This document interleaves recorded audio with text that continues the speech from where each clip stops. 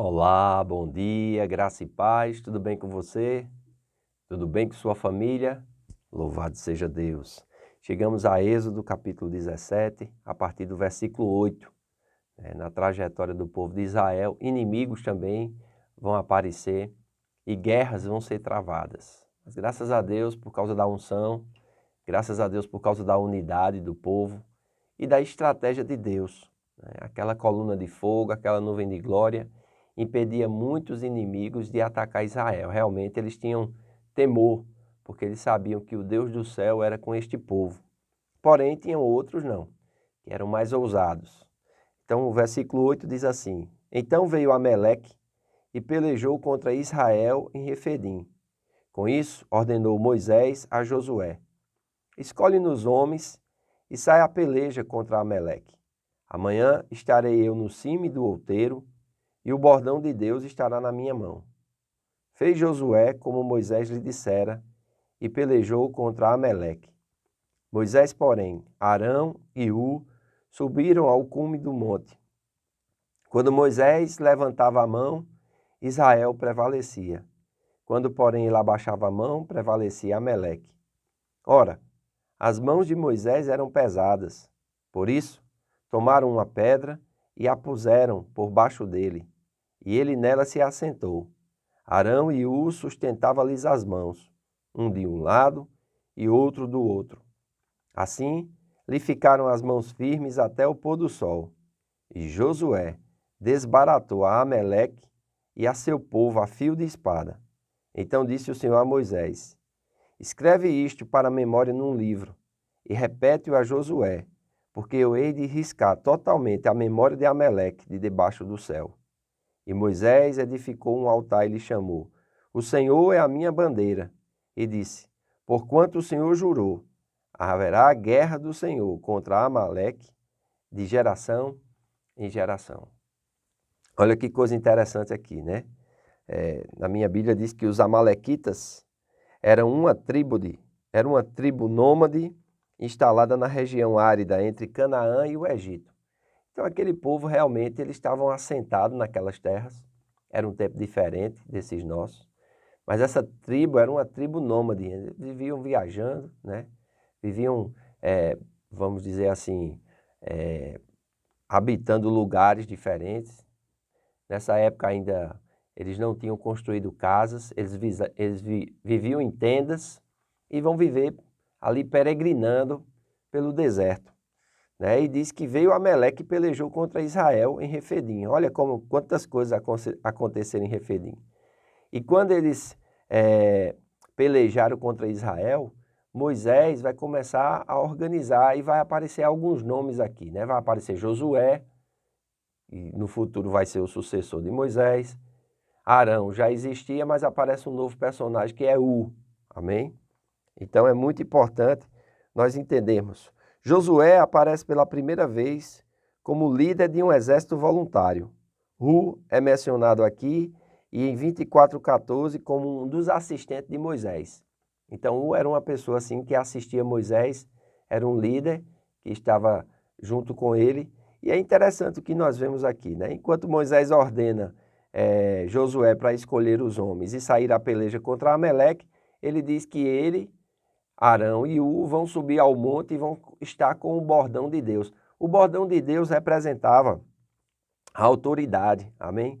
O bordão de Deus representava, vamos dizer assim, era o poder de Deus no meio deles.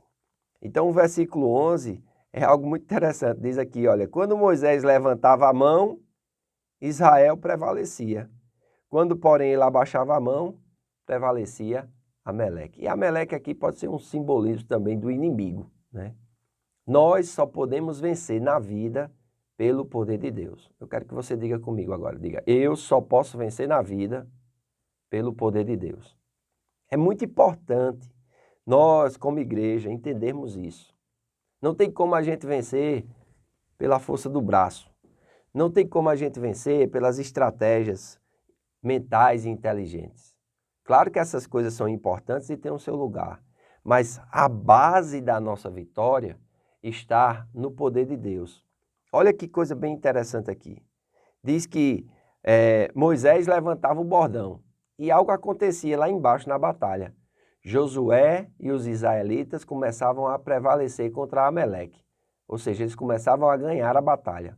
Porém, quando a mão de Moisés cansava e ele baixava o bordão, é interessante, o inimigo se sobrepunha e começava a prevalecer contra Israel. Ou seja, a vitória de Israel não era somente pela habilidade bélica ou pela habilidade de guerras armamentistas, não. Era por causa do poder de Deus. Havia uma junção. Existia a parte natural que eles tinham que lutar, mas existia uma força espiritual por trás deles, que os impulsionavam a vencer. E conosco é do mesmo jeito, né? Então diz que as mãos de Moisés começam a ficar pesadas. Porém, Arão e Hu tiveram uma ideia. Pegaram uma pedra, colocaram embaixo de Moisés, e um ficou de um lado, outro do outro, e sustentaram as mãos de Moisés para cima. Assim ficaram as mãos de Moisés firmes até o pôr do sol. E o versículo 13. E Josué desbaratou a Amaleque e a seu povo ao fio de espada. Olha que coisa interessante. Josué lá embaixo, no campo de batalha. Moisés, Arão e Hu lá em cima no monte. E a vitória não aconteceu somente lá embaixo, mas aconteceu embaixo e em cima. E olha a instrução de Deus, versículo 14.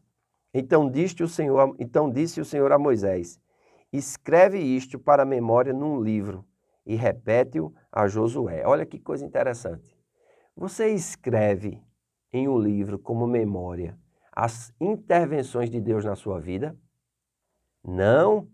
Rapaz, seria interessante você ter um memorial, amém? Não que aquilo vá substituir a palavra de Deus, mas aquilo será um livro de testemunhos das intervenções. E quando você estiver passando por lutas, quando você estiver passando por dificuldades, que tal, além de ler a palavra, além de declarar a palavra, além de se submeter a Deus, além de praticar a palavra, dar uma lida nessas intervenções, nesses milagres, na forma poderosa como Deus agiu. É muito importante isso. O próprio Senhor ordena a Moisés: escreve isto para a memória num livro. Por quê?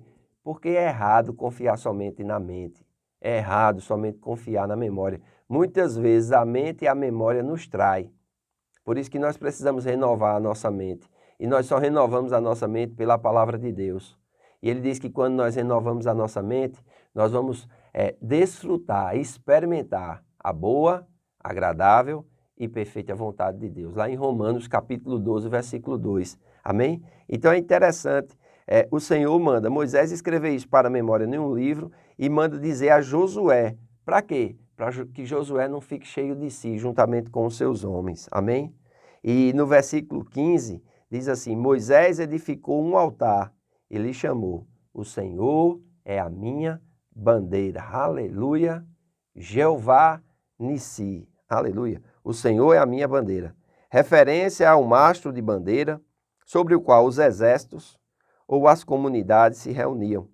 Quando levantava, chamava o povo para se reunir para a batalha, para um encontro ou para uma instrução. Esta frase também poderia ter sido um grito de guerra. Ao edificar um altar, Moisés reconhecia a presença de Deus. Neste altar, ele estava honrando Deus como doador da vitória sobre os amalequitas. Você honra a Deus como o doador da vitória em sua vida? Você glorifica a Deus, você honra a Deus, você faz altares. Quando eu falo de fazer altar, não é fazer uma peça de madeira num lugar e começar a colocar ídolos e coisas. Não, não. Altar são retribuições. Amém? Altar são lugares onde se vai sacrificar. Você é um dizimista fiel, você é um ofertante fiel, você é uma pessoa que reconhece Deus na sua vida como Todo-Poderoso, ou você reconhece somente da boca para fora, não tem ação. Veja a importância aqui, versículo 15, diz: Moisés edificou um altar. Quando se edifica um altar, vai falar de sacrifício. Naquela época tinha que derramar sangue. Hoje não. Hoje nós temos que consagrar a nossa vida. Hoje nós temos que derramar o nosso coração, derramar o nosso orgulho, entendendo que é o Senhor quem nos capacita e nos habilita para vencer. Amém? Disse assim: o Senhor é a minha bandeira. Jeová Nissi. Olha que coisa interessante. Que o Senhor seja a minha e a tua bandeira em meio às batalhas e lutas que nós enfrentamos no nosso dia a dia. Amém? Quero incentivar você a ler a Bíblia, leia Êxodo, quando chegar no capítulo 40, volte, leia novamente, amém? E é muito importante você conhecer a palavra de Deus. Quero convidar você a estar conosco hoje na Casa do Oleiro. Teremos nossa casa de oração, venha orar conosco. Logo na sequência, temos a nossa escola bíblica e estamos vendo o tema Somos da Fé.